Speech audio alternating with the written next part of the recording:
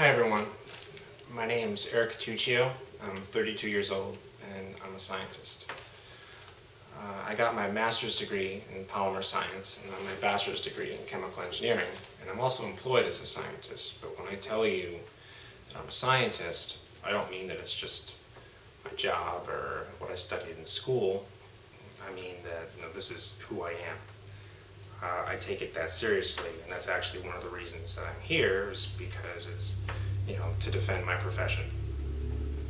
And I'll, get back to that later, but, as a scientist, I also have a kind of responsibility to be here because 9/11 and what brought the buildings down is a science problem. It's a science and engineering problem. If all of the people that died that day had drowned, there would be a plumber here.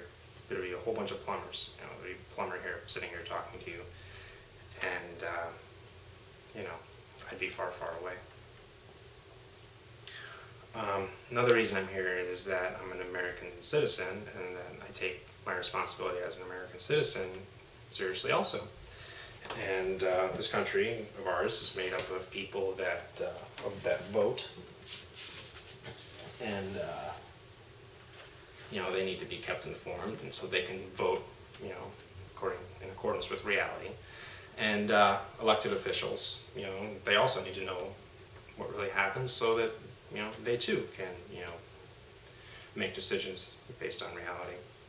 And the last reason I'm here is I feel terrible, just like we all do, about what happened that day. And I know I didn't lose anybody personally, but I know personally it was close to me. But people from my town died.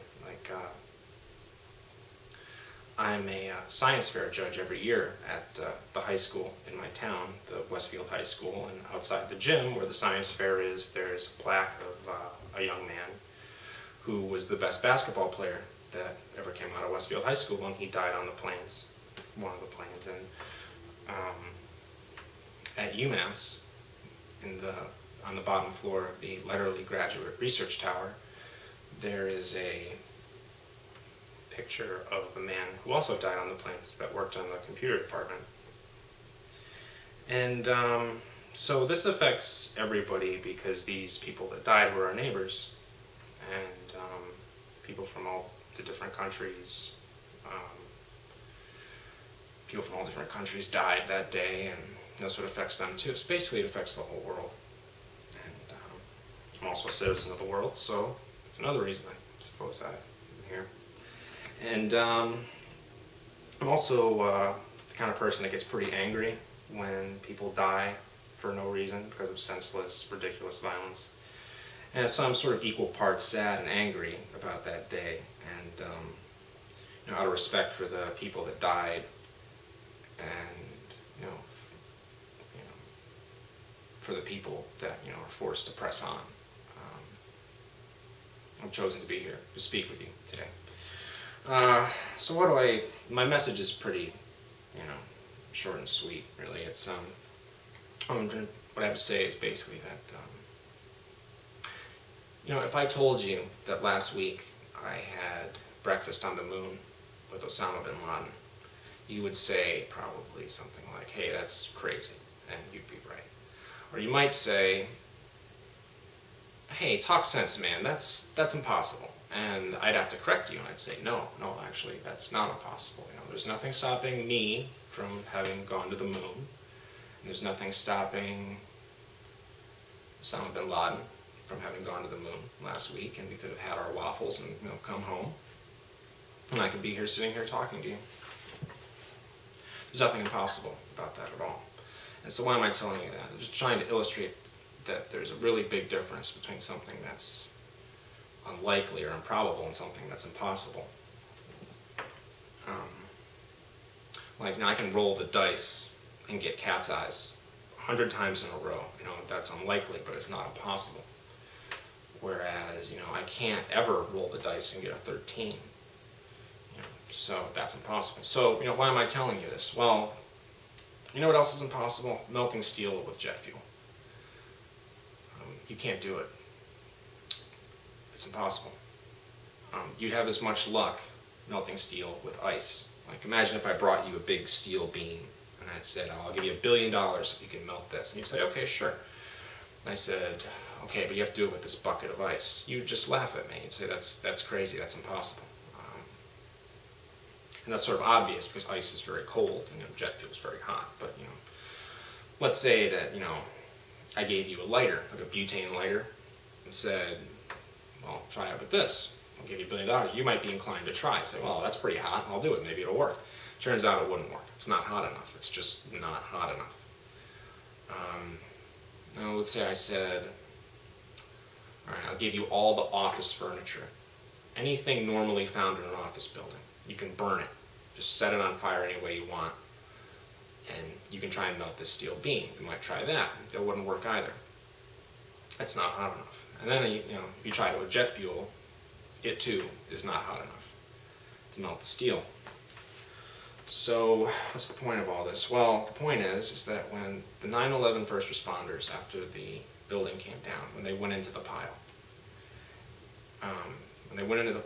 to save you and your neighbors and your family, because they didn't know that you weren't in there. They just go in there to save anybody that's in it. They don't care who it is. When they went in there, they found a lot of molten steel. They found steel beams with metal dripping off the ends. They found elevator shafts with large pools of molten steel at the bottom of them. They found parts of the pile that they described as being like a foundry. There was so much molten steel. And the problem is that, unfortunately, the official scientific explanation for what brought the buildings down can't account for even 1 drop of molten steel.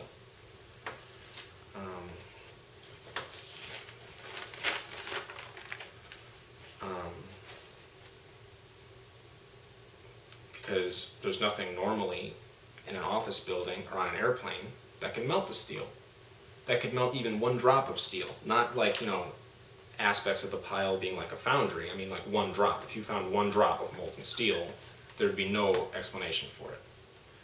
So what's that mean? Well, as you, the listener, have these 3 options. Okay, you can reject bulletproof scientific laws that have never been violated in 200 years, since they've been known about, and say that it was the office furniture and the jet fuel that melted that steel. Or you can say that the first responders are not heroes. They're actually Al-Qaeda operatives lying about the existence of the molten steel. There actually was no molten steel, and they're Al-Qaeda operatives trying to throw you off the trail.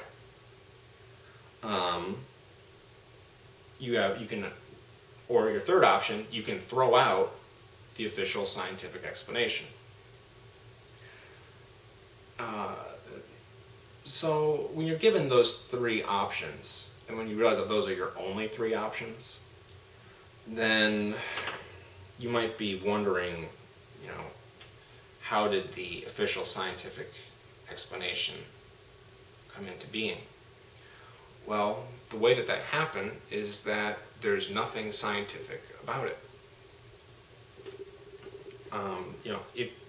If you were doing a scientific investigation, either forensically after the fact, like if a house burns down, you go and you try and figure out what to do, like what happened, try to determine what happened, or through experimentation, you just want to know about something scientifically, so you do a bunch of experiments to try and figure out what's going on. What you have to do is, in either case, you collect all the observations and you base your conclusions on all the observations. What you can't do is look at only the observations, or you can't base your conclusion on only the observations that support your conclusion and then reject all the other observations that don't support your conclusion just for the sake of having a conclusion. You can't do that. Because that is not science. That is fraud. And unfortunately, that's exactly what happened.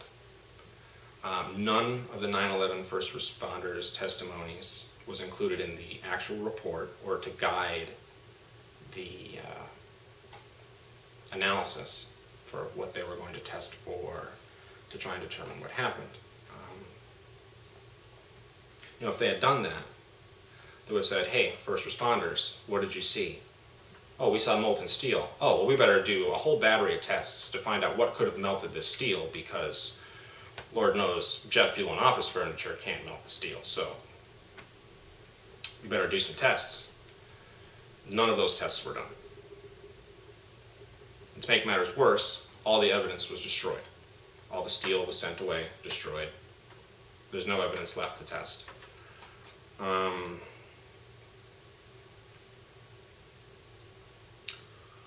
So, long story short, the official story is a lie, and the people involved are actually criminals by way of scientific fraud. And when you consider how many innocent people's lives have been lost after 9/11,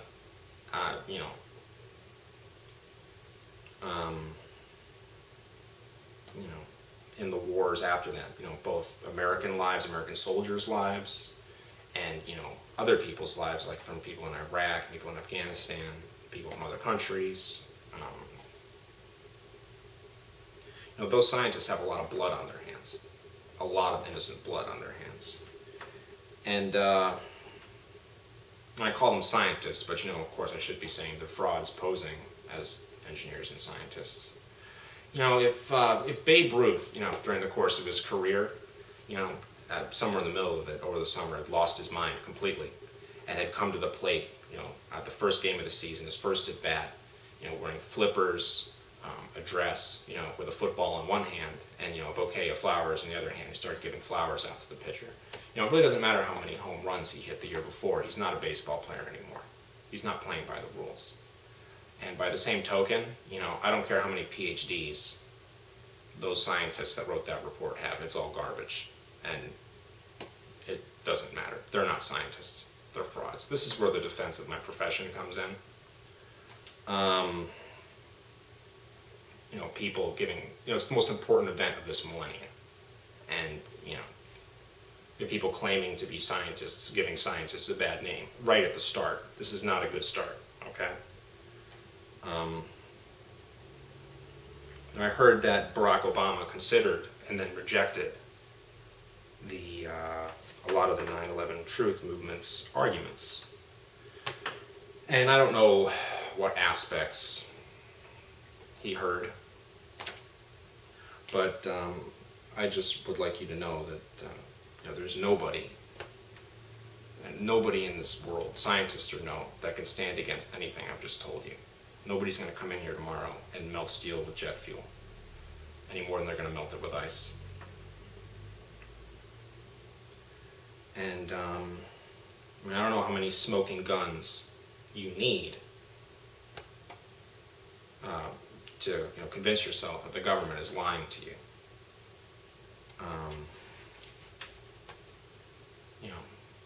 But this is the only one I need, and I don't need to know anything else. I don't need 20 smoking guns. I need one. This is all I need. I don't need anything. I don't need to spend, weeks learning and, doing, that's all you need. You just need what I just told you, and that's it. You can't melt steel with jet fuel. How did all the molten steel get there? Done.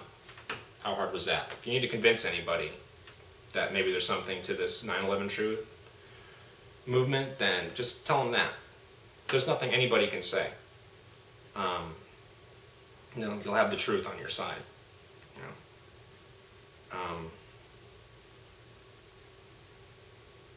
And that's, considering that I know what I just told you, if I hadn't told you this, then I would have blood on my hands too. Because if you don't do anything about it, if you just sit there and watch somebody die, then what's the difference between doing that and just killing him yourself? What's the difference? I don't think there is one. So this is why I'm here. I don't necessarily really want to be here right now telling you this, but see, no blood on my hands. Great. As for why the government is lying to you, I'll leave that to the conspiracy theorists. I'm a scientist, so I don't deal with that stuff. So, to conclude, my name is Eric Tuccio. I'm 32 years old, and I'm a scientist. Satyagraha. Thank you.